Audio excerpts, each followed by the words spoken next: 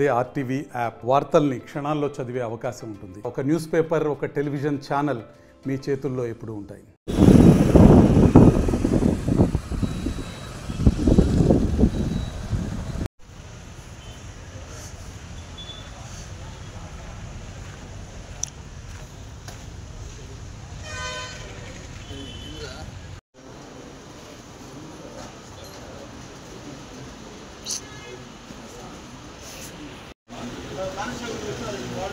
మాజీ ముఖ్యమంత్రి వర్యులు గౌరవనీయులైన శ్రీ వైఎస్ జగన్మోహన్ రెడ్డి గారు కుదిల్లోని ఈ టొబాకో బోర్డు సెంటర్ని విజిట్ చేయడం జరిగింది.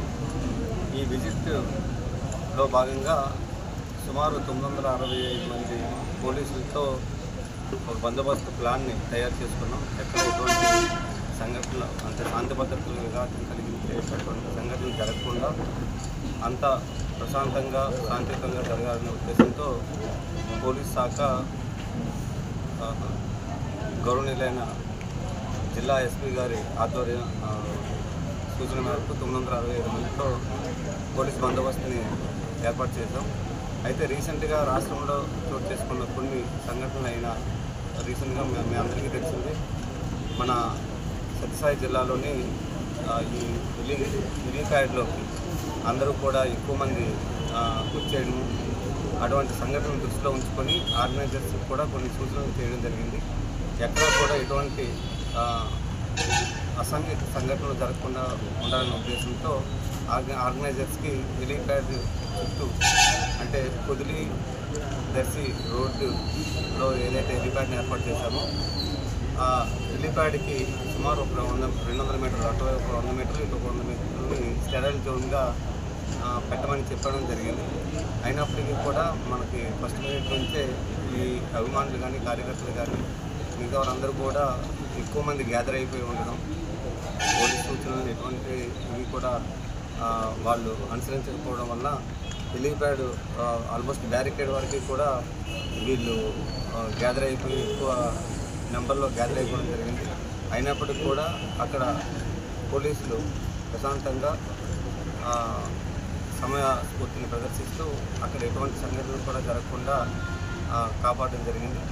అదేవిధంగా అక్కడి నుంచి మార్కెట్ సెంటర్కి ర్యాలీగా వస్తున్న దీంట్లో రోడ్డు మార్గంలో రీసెంట్గా ఒక టీవీ ఛానల్లో రాజధాని అమరావతి రైతుల మహిళలపై చేసిన వ్యాఖ్యలకు నిరసనగా కుదిల్లోని మహిళలు ఒక నిరసనలో ఏర్పాటు చేయడం జరిగింది. ఇది కూడా శాంతియుతంగా వెళ్ళే మార్గంలో రోడ్డు పక్కన వాళ్ళ ఇంటి ముందు ఉండే ఓపెన్ ప్లేస్లో మహిళలు నిరసన దీక్షని చేపట్టడం జరిగింది. అయితే ఈ ర్యాలీ వస్తున్న క్రమంలో ర్యాలీలో ఉండే కొంతమంది వ్యక్తులు ఏదైతే రాజధాని మహిళలపై అనుచిత వ్యాఖ్యలకి నిరసనగా చేస్తున్న నిరసన దీక్ష ఏదైతే ఉందో 2 సెంటర్లలో పెట్టడం జరిగింది. ఒకటి అమ్మవారిశాల, 2 బెస్ట్ వాలంటీర్స్. ఈ రెండింటిలో కూడా ర్యాలీలో వస్తున్న వాళ్ళు కొంతమంది వ్యక్తులు శాంతి భద్రతలకు విఘాతం కలిగించాలనే ఉద్దేశంతో వీళ్ళు అక్కడ శాంతియుతంగా నిరసన తెలియజేస్తున్న మహిళల పైన, అలాగే అక్కడ బందోబస్తులో ఉన్న పోలీసుల పైన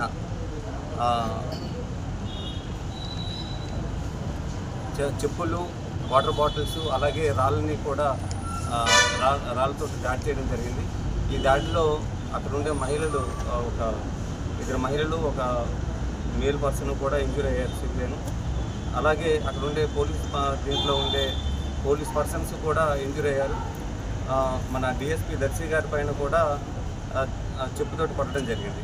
సో వీళ్ళందరినీ కూడా ఐడెంటిఫై చేశాము. అలాగే